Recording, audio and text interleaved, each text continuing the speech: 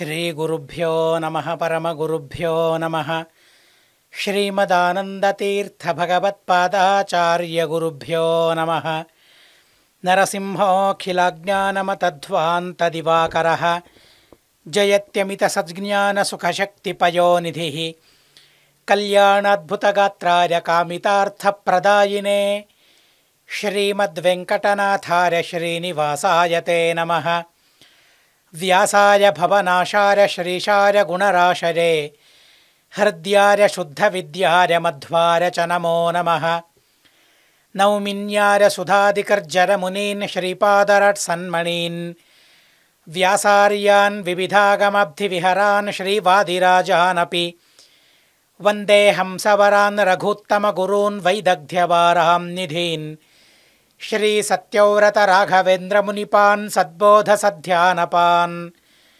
సత్యాభిజ్ఞకరాబ్జోత్థాన్ పంచాశద్వర్షపూజకాన్ సత్యప్రమోదతీర్థార్యాన్ నౌమిన్యారసుధారతాన్ శాస్త్రేషు పారదృశ్వానం శాస్త్రజ్ఞేషు చ వత్సలం దీనభక్తోద్ధారకరం సత్యాత్మానం గురుం భజే విద్యాపీఠవిధాతారం విద్యావారిధిచందిరం విద్యార్థివత్సలం వందే మహామహిమసద్గురుం నారాయణం నమస్కృత్య నరం చైవ నరోత్తమం దేవీం సరస్వతీం వ్యాసం తతో జరముదీరయేత్ నారాయణం సురగురుం జగదేకనాథం భక్తప్రియం సకలలోకనమస్కృతం చ త్రైగుణ్యవర్జితమజం విభుమాద్యమీశం వందే భవఘ్నమమరాసురసిద్ధవంద్యం నమో ధర్మాయ మహతే నమః కృష్ణాయ వేధసే బ్రాహ్మణేభ్యో నమస్కృత్య ధర్మాన్ వక్ష్యామి శాశ్వతాన్ ఓం నమో భగవతే వాసుదేవాయ ఓం నమః పితామహాయ ఓం నమః ప్రజాపతిభ్యః ఓం నమః కృష్ణద్వైపాయనాయ ఓం నమః సర్వవిఘ్నవినాశకేభ్యః స్వస్త్యస్తు హరి ఓం హరి ఓం హరి ఓం. పరమరమణీయమైన మహాభారతాన్ని మనం శ్రవణం చేస్తూ ఉన్నాం. అందులో ఆది పర్వంలోని చివరి పర్వానికి మనం వచ్చాం. 19వ పర్వం ఇది. ఆది పర్వంలో మయదర్శన పర్వం అని. అగ్ని తనకు కలిగిన ఆతంకాన్ని అంతరాయాన్ని పరిహరించుకోవాలని అనుకున్నాడు. అగ్ని పని ఏంటి? భగవంతుడు అగ్నికి అప్పచెప్పిన పని ఏంటి? అందరి ఆహుతుల్ని స్వీకరించి ఏ దేవతల ఉద్దేశ్యంతో యజ్ఞం చేశారో, ఆహుతులను సమర్పించారో ఆ ఆహుతిని ఆయా దేవతలకు చేర్చడం. ఇది అగ్ని యొక్క కర్తవ్యం, భగవంతుని ఆదేశం. భగవంతుని ఆదేశాన్ని తను పరిపాలిస్తూ ఉన్నాడు. కానీ శ్వేతకి అనే రాజు వల్ల, తను చేసిన 112 సంవత్సరాల యాగం వల్ల ఒక విధంగా అజీర్ణమయ్యింది అగ్నికి. ఇకపైన ఒక్క ఆహుతి కూడా స్వీకరించడం తన వల్ల సాధ్యం కాదు అనే అవస్థకు చేరుకున్నాడు. బ్రహ్మదేవుల వారి దగ్గరికి వెళ్ళగా, ఖాండవ వనంలోని ప్రాణులన్నిటినీ నువ్వు తినాలి, ఆ ప్రాణుల కొవ్వును నువ్వు తిన్నట్లయితే దానివల్ల నీ సమస్య సమసిపోతుంది, ఈ అంతరాయం అంతరించిపోతుంది అని బ్రహ్మదేవుల వారు చెప్పారు. 7 సార్లు ప్రయత్నించాడు, విఫలమయ్యింది తన పని. చివరికి మళ్ళీ బ్రహ్మదేవుల వారి దగ్గరికి వెళితే బ్రహ్మదేవుల వారు అన్నారు, నారాయణులు కృష్ణార్జునులుగా అవతరించారు, వారి సహాయం లేనిదే నీ పని జరగదు, వారి సహాయాన్ని నువ్వు పొందాలి. సరే అని అదే ఖాండవవనం దరిదాపుల్లో సంచరిస్తూ ఉన్న కృష్ణార్జునుల దగ్గరికి వెళ్ళి ప్రార్థించాడు. ప్రార్థించగా సహాయం చేయడానికి సిద్ధమయ్యారు. అగ్ని ఖాండవవనాన్ని దహిస్తూ ఉంది. ఖాండవవనంలోని ప్రాణులందరూ కూడా అగ్నికి ఆహుతులవుతూ ఉన్నారు. ఎటూ తప్పించుకోవడం సాధ్యం కావడం లేదు. మనం విన్నాం, అక్కడున్నవారు దుష్టులున్నారు ఒకటి, ప్రారబ్ధం ఉన్నవారు కొందరు, మంచివాళ్ళు ఉన్నా కూడా ప్రారబ్ధం లేనివారు, బ్రతికే ప్రారబ్ధం లేనివారు, అగ్నికి ఆహుతయ్యే ప్రారబ్ధం ఉన్నవారు, ఎవరెవరు ఎక్కడ ఎలా ఏ నిమిషము ఏ క్షణంలో అసువును విడనాడాలో ఆ క్షణం నుండి ఎవ్వరూ తప్పించుకోలేరు. అసలు ఖాండవ వనాన్ని 15 రోజుల వరకు దహించాడట అంటే చూడండి, మొదటి క్షణంలో ఆహుతైన వారు కొందరైతే చివరి క్షణంలో ఆహుతలైన వారు కొందరు. అంటే ఎవరెవరు ఏ ఏ క్షణంలో ప్రాణాన్ని పరిత్యజించాలో వారి నుదుట వ్రాసి ఉంటుంది. ఎలా ప్రాణాన్ని పరిత్యజించాలో కూడా వారి కర్మ తీర్మానిస్తుంది, వారు చేసుకున్న కర్మ తీర్మానిస్తుంది. కనుక ఇదంతా ప్రాణుల కర్మను బట్టి ఉంటుంది. కాబట్టి అందులోనూ భగవంతుడే అక్కడ సంహరించడానికి పూనుకున్నాడు. కాబట్టి భగవంతుడిపైన తప్పు వేయడమా? కాదు కదా, ప్రాణులు చేసుకున్న తప్పు అది. అగ్ని అందరినీ దహిస్తూ ఉన్నాడు. ఇంద్రుడు వచ్చాడు, దేవతలు వచ్చారు, నిరోధించడానికి ప్రయత్నించారు. భగవంతుని నిరోధించడం, భగవంతుణ్ణి ఎదురించడం ఎవరి వల్ల సాధ్యమవుతుంది? అసలు ఎవరి వల్ల ఆ పని సాధ్యం కాదు. అలా జరుగుతూ ఉంది. అలా అగ్ని తను ఆ అడవిని దహించి వేస్తూ ఉన్నాడు. ప్రాణులన్నీ తనకు ఆహారమవుతూ ఉన్నాయి. చివరికి ఇంద్రునికి ఓ ఆకాశవాణి వినిపించింది. ఇంద్రుడు ఎంతగా ప్రయత్నించినా కూడా తనను కృష్ణార్జునుల్ని విరోధించడం తన వల్ల సాధ్యం కావడం లేదు, వారిని అడ్డుకోవడం తన వల్ల కావడం లేదు. అయినా కూడా ప్రయత్నిస్తూనే ఉన్నాడు. తన అడవి, ఆ అడవి పైన తనకు మమకారం, అడవి పైన అభిమానం కొద్దీ ఆ అడవిని సంరక్షించుకోవాలి. అందులోనూ తన మిత్రుడు తక్షకుడు ఉన్నాడు అక్కడ, ఆ తక్షకుని ఇంటిని సంరక్షించాలి. అభిమానం ఉంటాయి, దేవతలకు కూడా అభిమానం ఉంటుంది. కానీ తత్వాభిమానులై ఉన్నప్పుడు మాత్రం వారికి అభిమానం ఉండదు. అంతే తప్ప మిగతా సందర్భంలో వారికి కూడా అభిమానం ఉంటుంది. మాలా కాదు, మాలా ఉండకపోయినా కొద్దో గొప్పో వారికి కూడా అభిమానం ఉండనే ఉంటుంది. అలా అభిమానంతో ఆ అడవిని సంరక్షించుకోవాలని ఎంతగా ప్రయత్నించినా కూడా అది సాధ్యం కావడం లేదు. చివరికి అశరీరవాణి వినిపించింది. ఇంద్ర, నీ వల్ల సాధ్యం కాదు, కృష్ణుణ్ణి ఎదుర్కోవడం సాధ్యమా? లేదు. ఏదోలా చేసి అర్జునుణ్ణి ఎదుర్కోవచ్చేమో, అయినా కూడా సాధ్యం కాదు. ఎందుకంటే ప్రస్తుతం కృష్ణుని సంరక్షణలో తనున్నాడు కాబట్టి.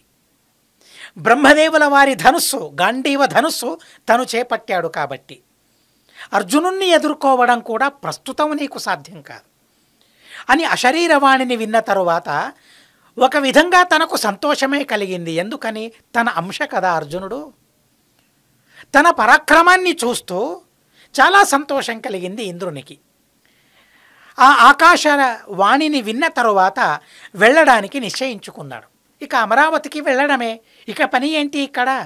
నా పని జరుగుతుందా? లేదే. భగవంతుడేదనుకుంటాడో అదే జరుగుతుందే తప్ప మిగతా వారెవరేమనుకున్నా అది జరగదు. వాళ్ళు అనుకున్నట్లు భగవంతుడు అనుకోవాలి, అంటే జరుగుతుంది. ఇప్పుడు చూడండి, అగ్ని పని జరిగింది, ఇంద్రుని పని జరగలేదు. అగ్ని ఏమనుకున్నాడు? అడవిని దహించి వేయాలి అనుకున్నాడు. ఆ పని జరుగుతూ ఉంది కదా. అగ్ని కన్నా గొప్ప కదా ఇంద్రుడు తారతమ్యంలో. కానీ ఇంద్రుని పని జరగటం లేదు. చూడండి, ఎవరి బలం ఎక్కువయింది ఇప్పుడు? అగ్ని బలం ఎక్కువయింది అనుకోవాలా? కాదే, అది అగ్ని బలం కాదు, అది అగ్నిని సంరక్షిస్తూ ఉన్న కృష్ణుని బలం అది. కనుక కృష్ణుని పక్షం ఎటువైపు ఉంటుందో అటువైపే గెలుపుంటుందే తప్ప విపరీతమైన పక్షంలో అసలు గెలుపుండదు. యతః కృష్ణస్తతో జయః, యతః కృష్ణస్తతో ధర్మః, యతో ధర్మస్తతో జయః. ధర్మమున్న చోట కృష్ణుడుంటాడు, కృష్ణుడున్న చోటనే విజయం ఉంటుంది. అగ్ని పక్షంలో కృష్ణుడున్నాడు, అగ్ని పక్షంలో ధర్మం కూడా ఉంది. కనుక ఆ ధర్మానికి గెలుపు ఇప్పుడు. ఆలోచించాడు ఇంద్రుడు, వెళ్ళడానికి సిద్ధమయ్యాడు. దేవతలందరూ కూడా తమ తమ లోకాలకి వెళ్ళిపోయారు. వాసుదేవార్జునౌ వీరౌ సింహనాదం వినేదతు. దేవతలందరూ వెళ్ళిపోయిన తరువాత ఇక ఎవరూ లేరు అడ్డుకోవడానికి. వీరవిహారం చేయనారంభించారు కృష్ణార్జునులు. అసలు కృష్ణునికి అడ్డు అనేది ఎవరు లేరు. అయినా అర్జునునికి అడ్డు అవ్వచ్చు. ఇప్పుడు అర్జునునికి కూడా అడ్డు లేదు కనుక వీరవిహారం చేస్తూ ఉన్నారు. ఏ ప్రాణి బయటికి వెళ్ళాలని ప్రయత్నించినా కూడా అక్కడ కృష్ణార్జునులుండి ఆ ప్రాణుల్ని సంహరించి అగ్నికి ఆహుతి అయ్యేట్లు ఆ కృష్ణార్జునులు చేస్తూ ఉన్నారు. అగ్నికి చాలా సంతోషం కలుగుతుంది. అగ్ని అంతవరకు తనే బాధను అనుభవించాడో 112 సంవత్సరాల వరకు ఆజ్యాహుతిని స్వీకరించడం వల్ల తనకే బాధ అప్పుడు కలిగిందో ఆ బాధ క్రమేపీ తగ్గుతోంది, పరిహారం అయ్యింది. తృప్తుడయ్యాడు, సంతృప్తుడయ్యాడు, మళ్ళీ పుంజుకున్నాడు. మళ్ళీ గత వైభవం అంటారు కదా, ఆ గత వైభవాన్ని మళ్ళీ సంపాదించుకున్నట్లు అగ్నికి అనుభవం అవుతూ ఉంది. అలాంటి సందర్భం. ఆ సందర్భంలో చివరికి ఆ తక్షకుని నివాసం ఏదైతే ఉందో ఆ తక్షకుని నివాసం నుండి ఆ నివాసంలో దాక్కొని ఉన్న మయుడు బయటికి వస్తూ ఉన్నాడు, మయాసురుడు. తను నముచి అనే దైత్యుని తమ్ముడు మయాసురుడు. ఎలాగోలా తప్పించుకోవాలని తన ఆరాటం. తప్పించుకోవడానికి ప్రయత్నిస్తూ ఉన్నాడు. అగ్ని చూశాడు, తనను కూడా దహించాలని ముందుకు ఉరుకుతూ ఉన్నాడు అగ్ని. కృష్ణుడు కూడా చూశాడు, చక్రాన్ని సంధించాడు, ప్రయోగించాలని అనుకున్నాడు, సంకల్పించుకోలేదు. ఎందుకంటే అర్జునుని సంకల్పమేంటో తనకు తెలుసు కాబట్టి. మయుని ప్రారబ్ధం లేదిప్పుడు, చనిపోయే ప్రారబ్ధం తనది లేదు, బ్రతికే ప్రారబ్ధం ఉంది కాబట్టి ఇంకా చక్రాన్ని ప్రయోగించలేదు. అలా అటు నుండి కృష్ణుడు, ఇటువైపు నుండి అగ్ని, ఇద్దరూ వస్తూ ఉంటే ఏం చేయాలి? ఇక మయుడు ఆలోచించి శరణాగతుడవ్వాలని ఆలోచించాడు. అర్జున త్రాహి త్రాహి అన్నాడు. ఆ మాట ఎటువైపు నుండి వినిపించిందో అటువైపు చూశాడు అర్జునుడు. ఆ భీతి కలిగిన ఆ శబ్దాన్ని విన్నాడు, త్రాహి త్రాహి అనే మాటను విన్నాడు. అర్జున, పార్థ, కిరీటి, ధనంజయ త్రాహి త్రాహి అని వేడుకుంటూ ఉన్నాడు. అలా శరణాగతిని కోరుకున్న వారిని సంరక్షించడం క్షత్రియుల కర్తవ్యం. మా భైషీహి అన్నాడు. భయం ఎందుకు, నేనున్నానన్నాడు, సంరక్షిస్తానన్నాడు. ఎప్పుడైతే అర్జునుడు సంరక్షిస్తానని ప్రతిజ్ఞ చేశాడో అదే భగవంతుని ప్రతిజ్ఞ కనుక అర్జునుడు కూడా ఆ కృష్ణుడు కూడా సంహరించలేకపోయాడు. అయినా వారికి చెప్పాడు. ముందు మహాభారతంలో మనం వింటాం, ఇక్కడే బహుశా రేపు ఆ కథ మయ దర్శన పర్వం 2 భాగాలుగా చెప్పాలి, ఒకే భాగంలో ముక్తాయం అవ్వదు. అలా ఆ మయుణ్ణి చూసిన తరువాత తనను సంరక్షించాడు. నపార్థే నాభయే దత్తే నముచేర్భ్రాతరం మయం నహంతుమైచ్ఛద్దాశార్హ పావకో నదదాహచ. కృష్ణుడు కూడా సంహరించలేదు, అగ్ని కూడా ముట్టుకోలేదు. ఎందుకంటే అర్జునుడు నాకు సహాయం చేశాడు కదా. తను అభయమిచ్చాడు ఇప్పుడు మయునికి. తన అభయం ఇవ్వగా నేను సంహరిస్తే అది ఎలా ఉంటుంది? అది మంచిదా? కాదు కదా. కనుక అర్జునునికి నేను ఉపకారం చెయ్యాలి. అర్జునుడు అభయమిచ్చిన తరువాత నా వల్ల భయం రాకూడదు తనకు అని ఆలోచించి అగ్ని కూడా మయాసురుణ్ణి ముట్టుకోలేదు, కృష్ణుడు కూడా ఆయుధాన్ని ప్రయోగించలేదు. తద్వనం పావకో ధీమాన్ దినాని దశ పంచచ 15 రోజుల వరకు అగ్ని ఆ అడవిని దహనం చేశాడట. అన్ని రోజులు పట్టిందట.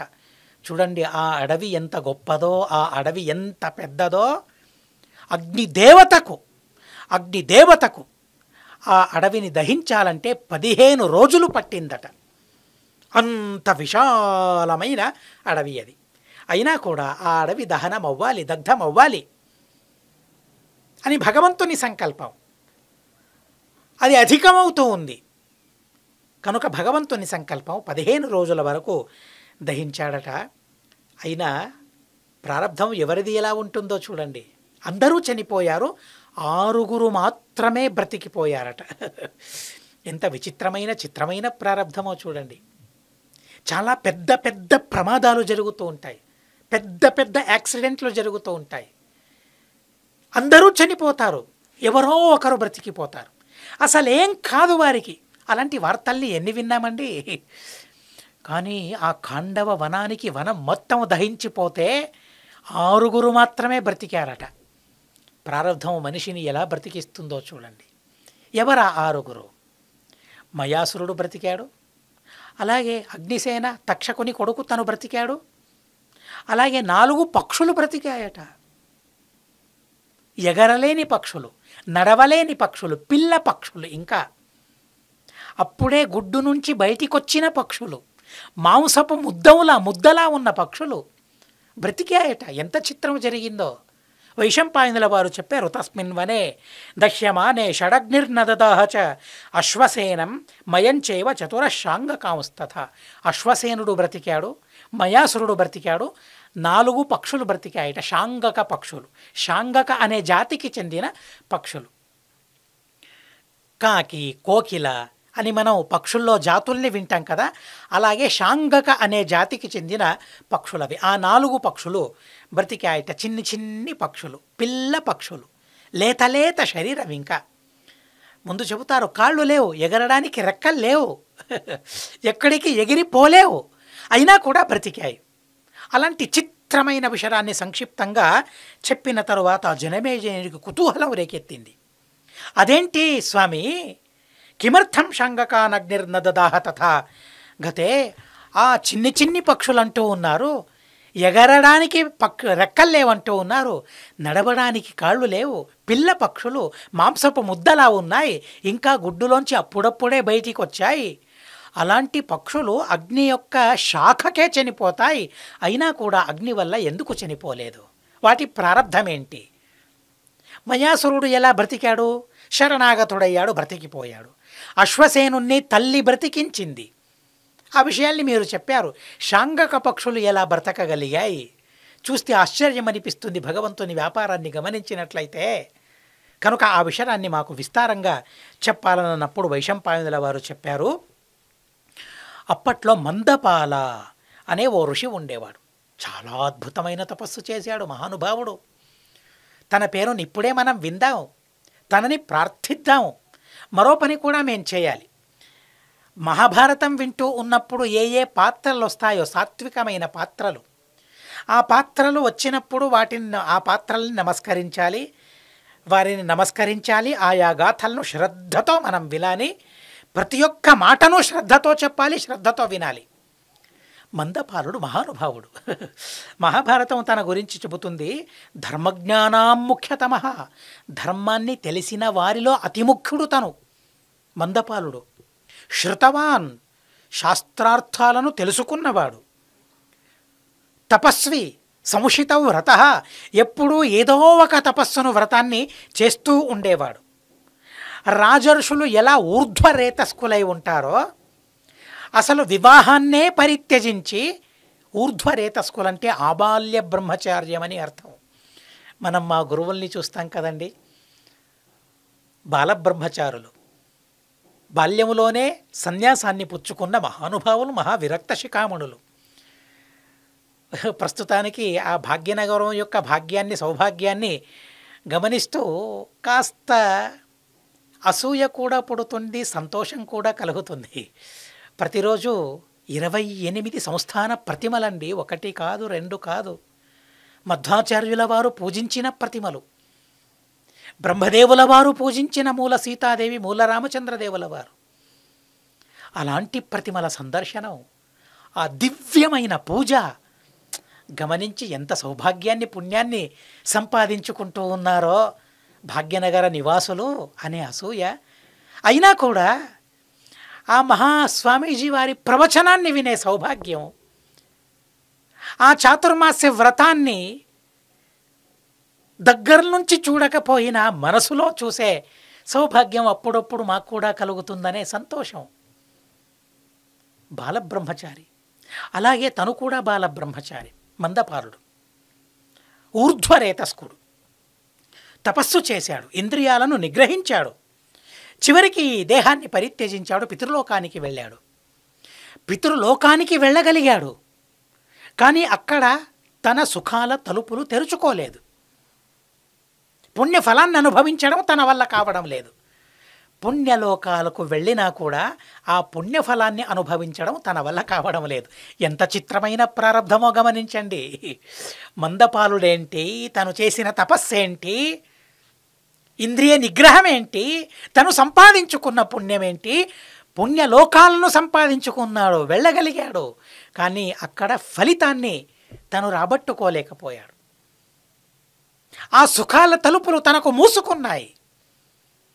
ఏంటి, ఎందుకని? లోకానికి వచ్చాను కానీ సుఖాన్ని అనుభవించడం నా వల్ల కావడం లేదు. ఎందుకని ఆలోచించాడు. అక్కడే యముని దగ్గరలో ఉన్న దేవతలందరినీ తను అడిగాడు, ఏంటి నేనేం పుణ్యం చేయాల్సింది, ఏది బాకీ మిగిలింది, ఏ పుణ్యం నేను చేయాలి, ఎందుకని నాకు ఆ తలుపులు తెరుచుకోవడం లేదు, సుఖాన్ని అనుభవించడం నా వల్ల కావడం లేదు, లోకానికి వచ్చాను కానీ సుఖం లేదు.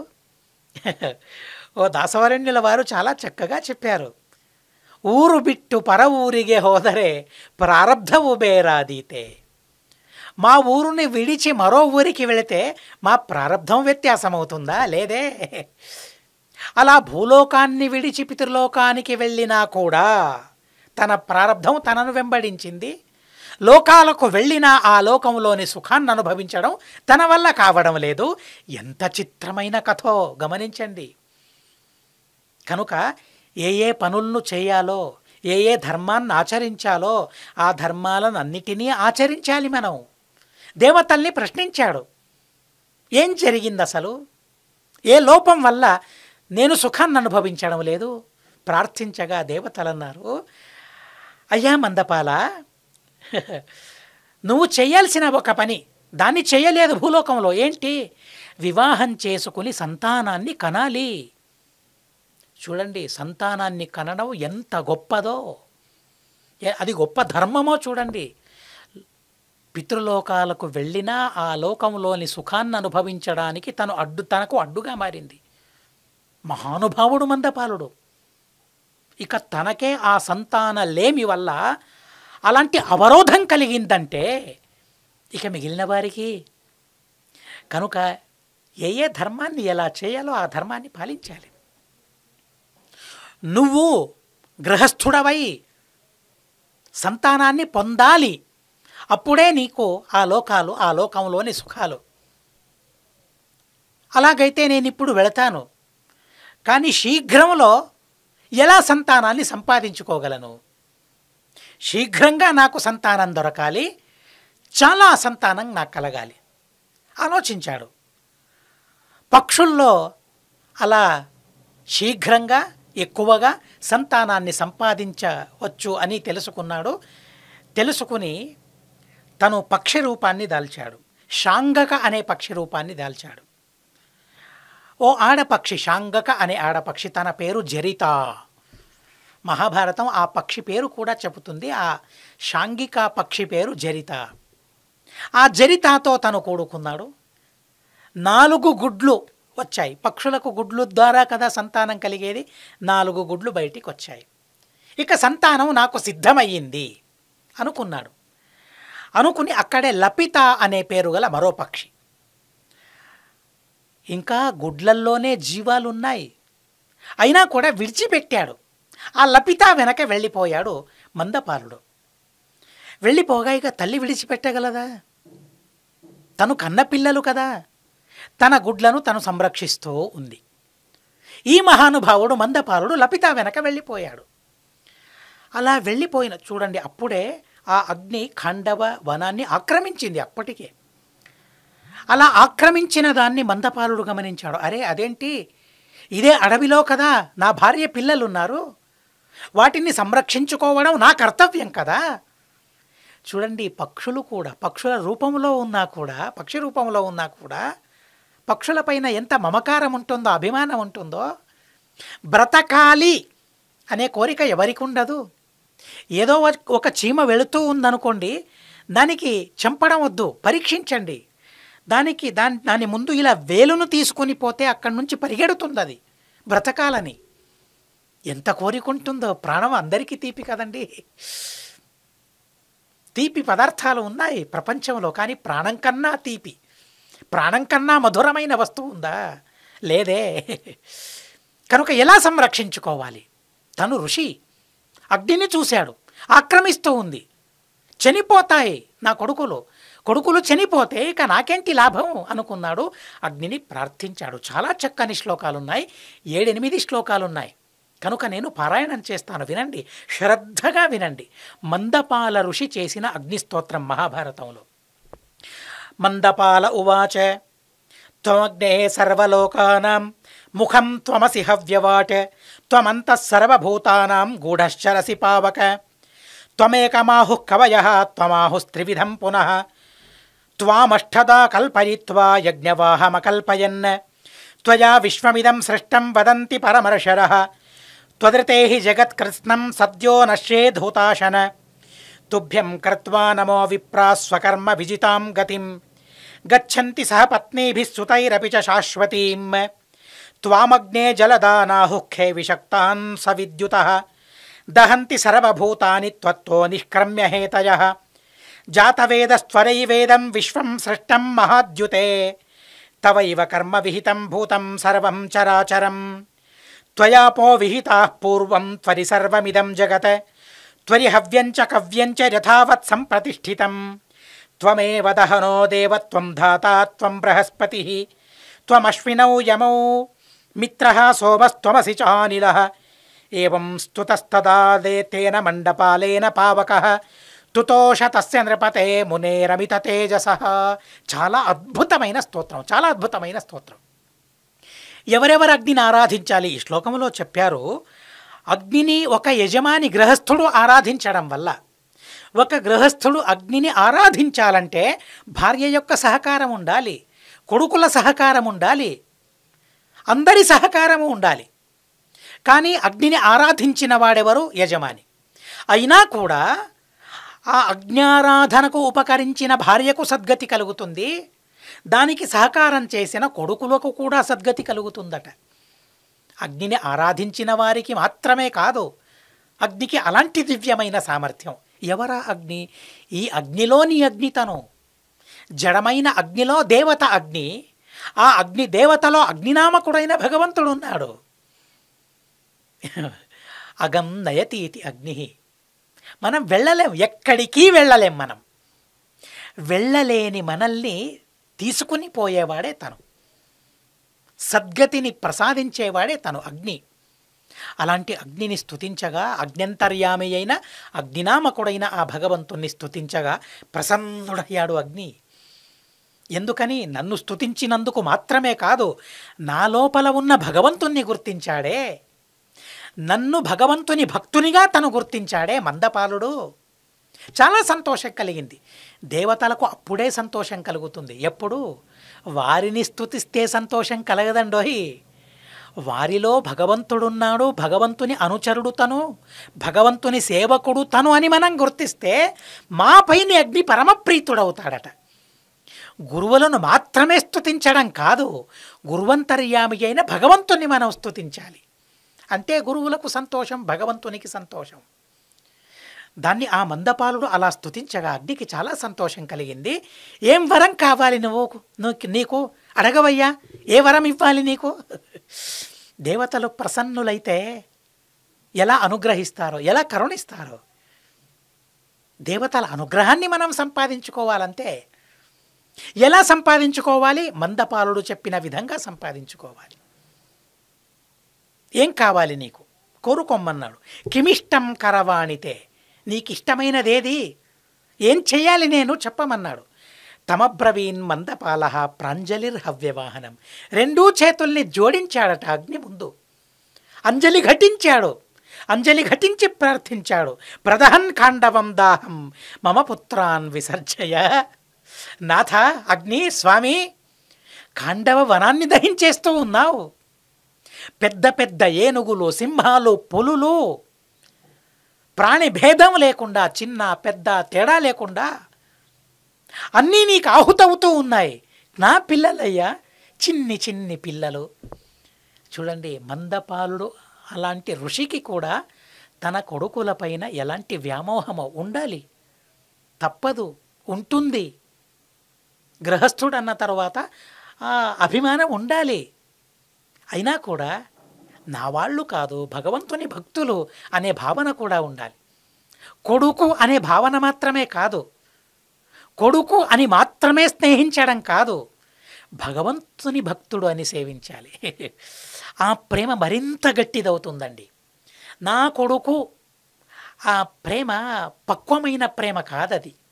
అవును, కొడుకు నిజమే, కానీ నా కొడుకు అనే భావన కేవలమైన ఆ భావన, అది పక్వమైన ప్రేమ కాదది.